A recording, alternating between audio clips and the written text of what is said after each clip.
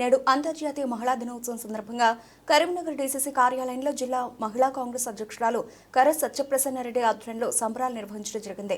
ఈ సందర్భంగా ఏర్పాటు చేసిన కేక్ ను కర సత్యప్రసన్నారెడ్డి కట్ చేసి మహిళా కాంగ్రెస్ శ్రేణులకు అందించి ఆనందాన్ని పంచుకోవడం జరిగింది.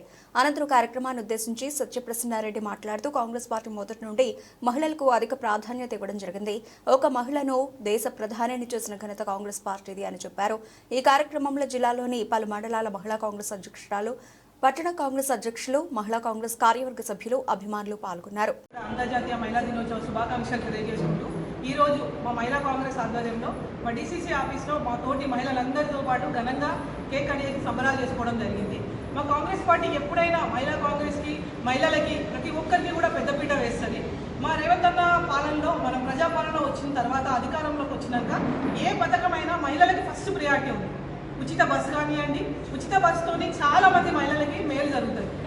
చిన్నకారు రైతులతో పాటు చిరు వ్యాపారం చేసుకునే వాళ్ళకి, మధ్యతరగతి మాలాంటి కుటుంబం ఉన్న మహిళలకి ప్రతి ఒక్కరికి కూడా ఉచిత బస్సు అనేది చాలా ఉపయోగంగా ఉంది. అంతేకాకుండా 200 యూనిట్ల ఉచిత కరెంట్, నిత్యం మేము ఇల్లు నడిపించే వాళ్ళ మహిళలమే కాబట్టి మాకు ఉచిత కరెంట్తో పాటు కూడా, అంతేకాకుండా సిలిండర్ వచ్చేసరికి 1200 రూపాయల సిలిండర్ని ఈ దేశంలోనే ఏ రాష్ట్రం కూడా ఇవ్వలేదు. కానీ తెలంగాణ రాష్ట్రంలో మేము ఉచితంగా 500 రూపాయలకే గ్యాస్ సిలిండర్ ఇవ్వడం జరుగుతుంది. అంతేకాకుండా మనం ఈరోజు చూసుకుంటే మహిళా దినోత్సవం సందర్భంగా ఫ్రీ బస్ ఇవ్వడమే కాకుండా బస్సులే మహిళా సంఘాలకు ఇచ్చి వాళ్ళు నడిపించుకునే విధంగా మా మహిళల్ని ముందుకు తీసుకెళ్తున్న ప్రభుత్వం అనేది అంటే ఓన్లీ కాంగ్రెస్ ప్రభుత్వం ఒక్కటే. అదొక్కటి కూడా మేము చాలా గర్వంగా ఉంది. మా కాంగ్రెస్ పార్టీ తరఫున, కాంగ్రెస్ పార్టీలో ఉండి మేము కూడా మా మహిళా కాంగ్రెస్ తరఫున, మా అందరికీ తరఫున మేము రేవంత్ అన్న గారికి కృతజ్ఞతలు తెలియజేసుకుంటూ, మా మహిళలందరికీ కూడా ఒకప్పుడు వంటింటికి పరిమితమైన మహిళలు ఇప్పుడు ఆకాశం వైపుగా చూసి ప్రతి రంగంలో కూడా ముందుకు సాగుతున్నారు. చాలా సంతోషంగా ఉంది. అంతేకాకుండా ఈ సంవత్సరం మనం ఇంకొక విషయం తీసుకుంటే మైనింగ్ విషయంలో కూడా మా మహిళలు రాణించి ఈ మధ్యలో కూడా వాళ్ళు ముందు జాగాలో ఉన్నారని చెప్పి తెలియజేయడం, అదొకటి కూడా చాలా సంతోషంగా ఉంది.